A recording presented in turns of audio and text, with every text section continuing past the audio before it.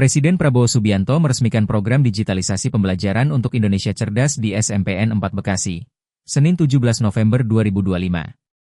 Dalam agenda tersebut, Prabowo juga meluncurkan penggunaan interaktif flat panel atau papan interaktif digital yang akan diterapkan di sekolah-sekolah seluruh Indonesia.